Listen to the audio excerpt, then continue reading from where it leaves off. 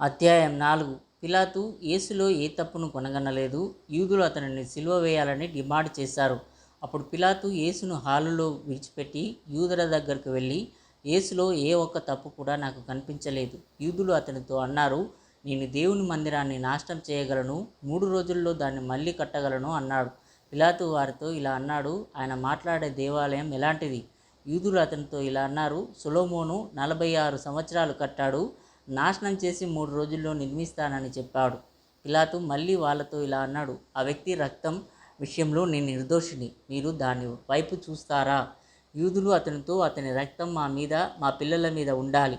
అప్పుడు పిలాతు పెద్దలను, శాస్త్రులను, యాజకులను మరియు లేవీయులను పిలిచి వారితో ఏకాంతంగా ఇలా ప్రవర్తించవద్దు, అతను జబ్బుపడిన వ్యక్తులను నయం చేయడం గురించి మరియు మరణానికి అర్హమైన సబ్బాతును ఉల్లంఘించడం గురించి అతనికి వ్యతిరేకంగా మీ ఆరోపణలో నేను ఏమీ కనుగొనలేదు.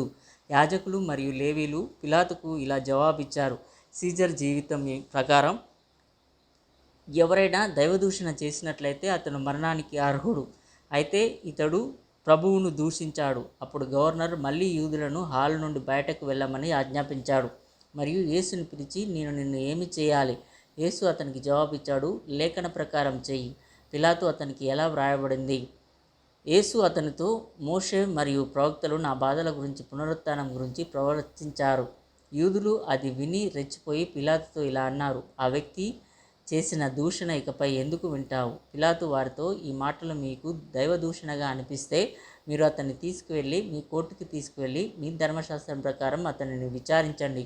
యూదులు పిలాతుకు జవాబిచ్చారు, మన ధర్మశాస్త్రం ప్రకారం అతను 9 మరియు 30 చారలను పొందవలసి ఉంటుంది. కానీ ఈ విధంగా అతను ప్రభువును దూషిస్తే అతను రాళ్లతో కొట్టబడతాడు. పిలాతు వారితో ఇలా అన్నాడు, అతని మాటలు దైవదూషణ అయితే మీ ధర్మశాస్త్రం ప్రకారం మీరు అతనిని పరీక్షించండి. యూదులు పిలాతుతో ఇలా అన్నారు, ఎవరిని చంపకూడదని మన ధర్మశాస్త్రం మనకు ఆజ్ఞాపిస్తుంది.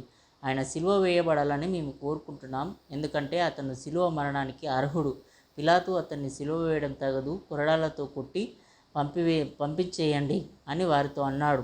అయితే అధిపతి అక్కడ ఉన్న ప్రజలను మరియు యూదులను చూచినప్పుడు చాలామంది యూదులు కన్నీళ్లు పెట్టుకోవడం చూసి యూదుల ప్రధాన యాజకులతో ఇలా అన్నాడు, ప్రజలందరూ అతని మరణాన్ని కోరుకోవడం లేదు.